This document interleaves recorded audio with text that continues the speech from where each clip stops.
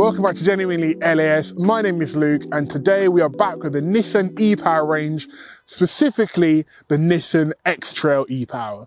Now, if you didn't see my previous video, I looked at the Nissan Qashqai E-Power, and I thought that was a really interesting car, and it solved quite a few problems that people would have with EV living if they wanted an EV.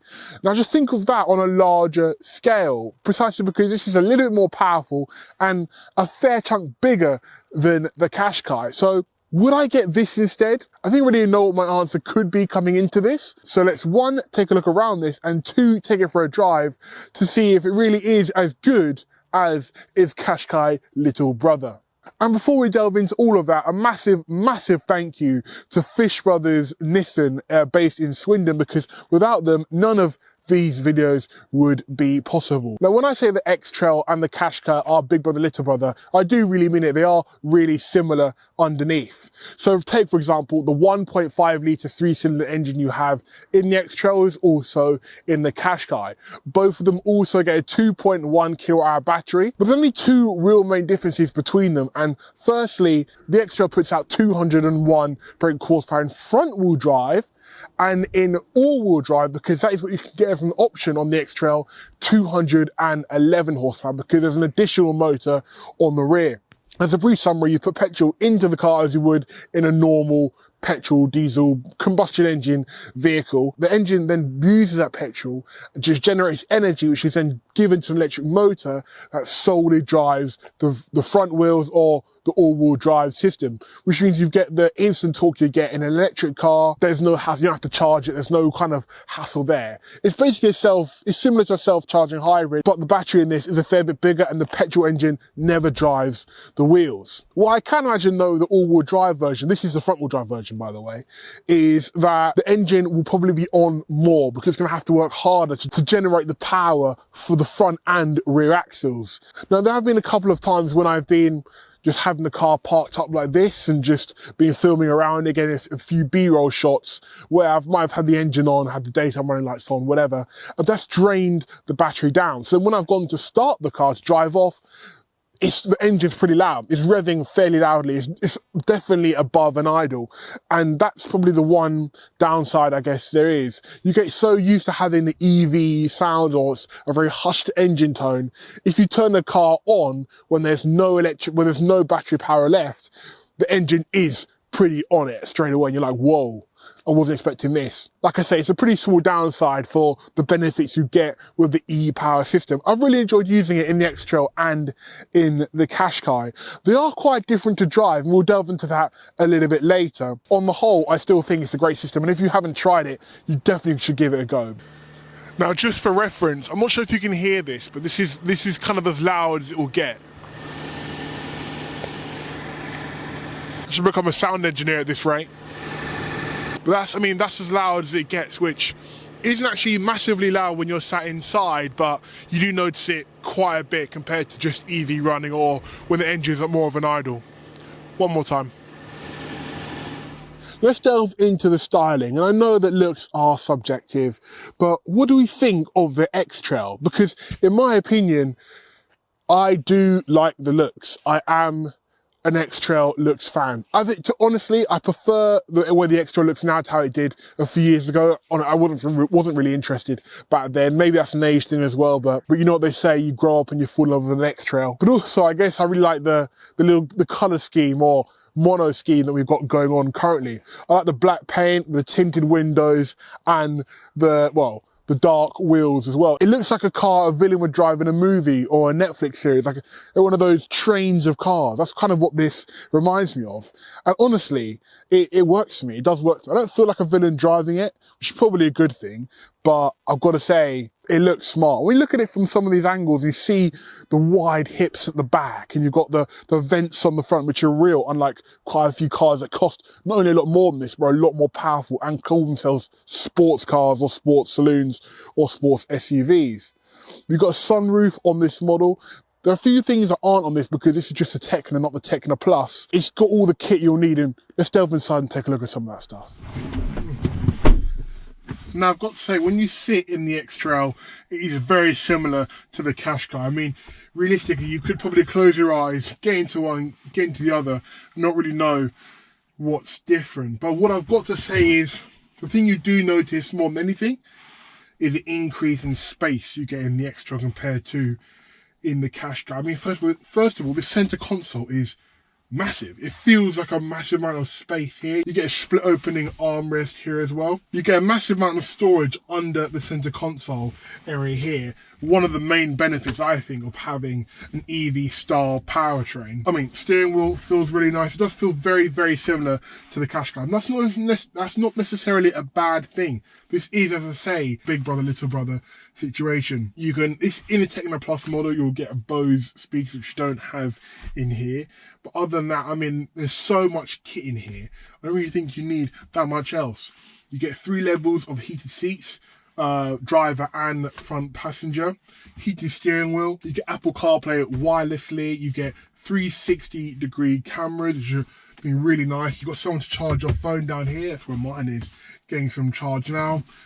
Sitting behind the driver's seat is really nice. All the buttons are actual buttons. There's no haptic buttons around. What's really great as well, I think, is all of the climate control buttons are actual buttons. The temperature dials are these wheels which feel nice and heavy in your hands. As I say, just like in the Qashqai, there are no cheap plastics you can immediately feel. I can feel cheap plastic down here, but that's in a gap which you will never find yourself in. Everything you touch feels really nice. You've got some stitched items, stitched dash here, ambient lighting throughout the cabin as well. Obviously, you have the sunroof as well. The front half opens, the second half doesn't. That's just fixed glass. Other than that, it's a great place to be. It's just, as I say, it's just like the Qashqai in a way. That's probably, I say that as almost a disadvantage, but it's hard to really. I mean, I think the Qashqai interior is perfectly good. I think it works really well. Everything you touch feels really nice. It felt really premium in the Qashqai, so in the X-Trail it feels very normal in a way. The VR over the bonnet's really nice. You can see almost the 2 shoulders on each side, which makes you feel quite comforted. You feel that you're in quite a high, muscular vehicle. And that sounds, it's a bit of a weird description, but that's what I'm going to stick with, I think. In the front you get a USB-C and an old style USB socket, and I think that's a smart move, because if you're like me, I don't have that many adapters for the new USB-C, and I've got an older iPhone as well. So for me, having USB-C is great for things like, I don't know, say charging a GoPro, but my phone cable I use to charge my iPhone usually would go to normal USB. And you find a lot of EVs nowadays especially only have USB-C, so it forces you to change in a way. Luckily, I'm still going to hold out for a little bit. Got a driving mode button here. You have Sport, Normal and Eco. Very, just as you can imagine. Sport stiffens up the steering. You get a better throttle response. Eco, dulls are all right down. Normal is kind of the sweet spot. The steering is very light in this, so the Sport is actually quite nice to have some sort of sense of like fuel and resistance in the steering. Start stop, you've got 1 pedal driving, you're on EV mode, you've got an auto parking mode. For me personally, I don't really think I'd use that very much. I think it'd probably be more hassle than it's worth, but it's there. And on the subject of safety features, to name a few anyway, blind spot monitor assist, we've got, as I say, 360-degree cameras, you got collision alert assist, can be a little bit punchy but not too bad. Then we've got lane keep assist, my absolute favourite. My last thing I'd say about the cabin, and what I'd say, well, last 2 things. The visibility is really good. The windows are all nice and big. The back window as well is just tall. It's tall and wide, so it feels like it feels not only airy here, but it also feels like you're not missing things in blind spots as easily as you probably could do in some other larger cars. Now, my number 1 favourite thing about this cabin, and probably will be yours too, is the rear view mirror. Now, normally this is something that I'm not very interested in, because just a rear view mirror. They've been quite clever here, Nissan, because essentially, as you will see, it's just a normal rear view mirror at first. But if you fill up the back of the car and you can't see out the back, well, just say the car's on, seat moves forward automatically. Just say you can't see out the rear of the car because you've filled up the boot. You literally just flick this, and all of a sudden it uses the camera from the rear of the car as your rear view mirror. I think it's clever. It's feels like such an easy win to get people to think, oh, your car's got quite a bit of cool tech in it. I'm surprised most SUVs don't have this now, but Yeah, it's my favourite thing about the cabin, for sure. It's also nice, and not only do you get 2 USB-C ports back here, you can also independently adjust the temperature back here with a little switch. And also the 2 main seats in the back are heated, and you can put those on with the touch of button just behind the centre console. Now this does come in 7 seats and 5 seats. This is a 5-seat model, and immediately I think, yes, you could get 7 seats in here, but it would be a squeeze. If you're in the back too, you probably are a child, or your legs are tiny, because I don't really think I'd personally want to be back there. Now also with the seats in the rear, you can move them forwards and backwards. You can adjust the back, so you can slant back a little bit, and you can push it forwards if you want some more space in the boot, which makes the boot size pretty flexible. And not every competitor can say that.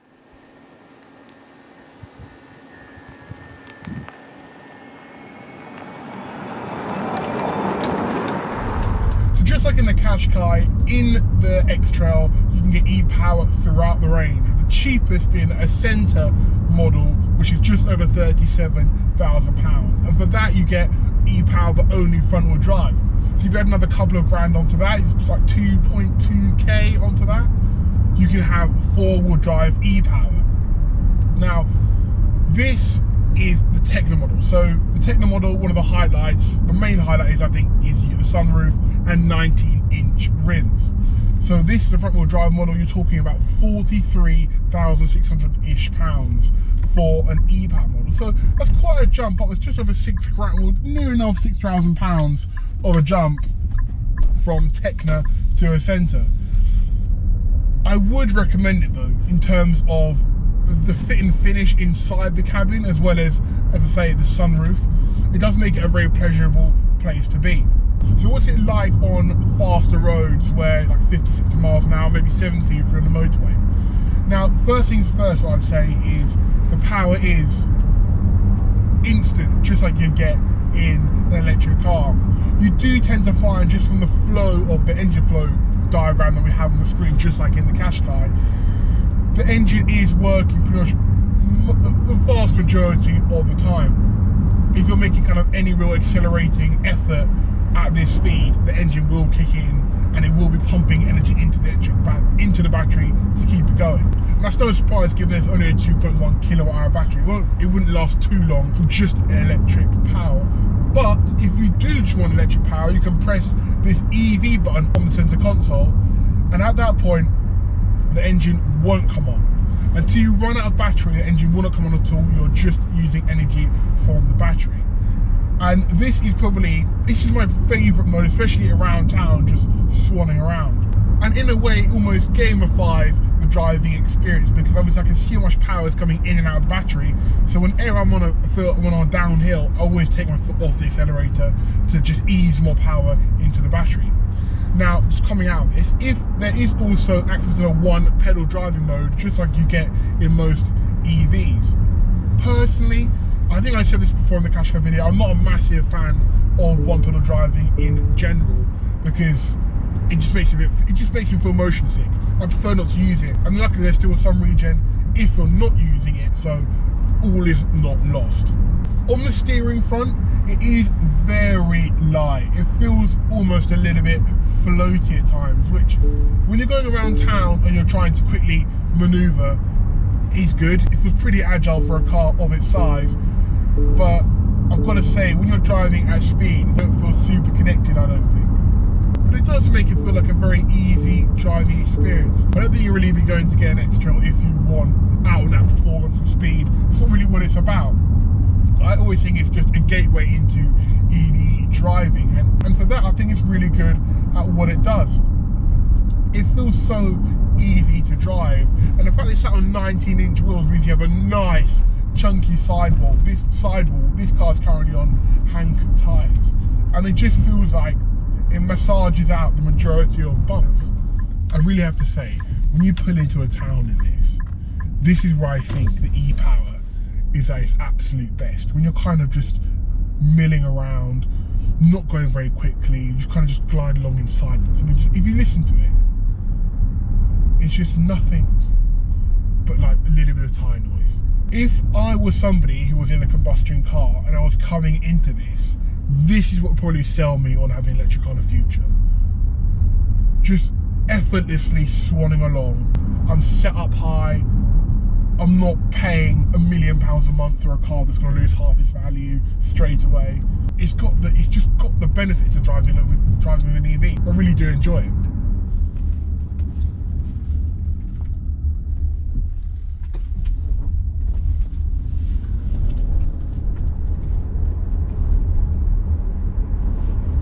Let's give it a squeeze.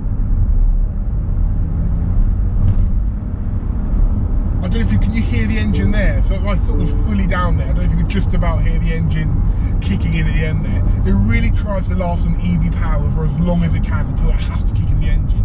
It really does make it feel like it's not a gimmick, like it's really trying to make the system work as long as possible.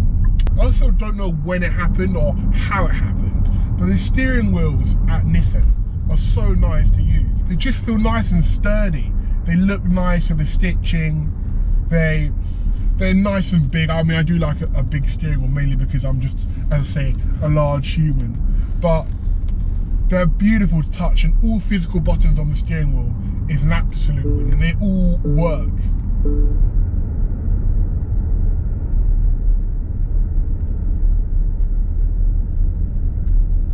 Now, I've got to say, when I look at both the Qashqai and the X-Trail, I think I have to stick with my initial thought, and that is the X-Trail for me is the one I choose. I'm not sure about you guys, let me know in the comments down below, but first of all, the size, yes, it's a bit more money, but you feel like you're sat in an SUV, whereas the Qashqai just naturally feels just like a jacked up hatchback, which it is, but there's a lot more space in here. It feels comfortable. It's easy as the Qashqai to drive, and I'm also just, I think, more of a fan of the looks. So thank you very much for watching. I appreciate it if you've made it this far. Let me know what you think. Would you have an X-Trail? Would you have an E-Power car at all? Thank you very much for watching. This has been GenuinelyLAS, and I'll see you in the next one.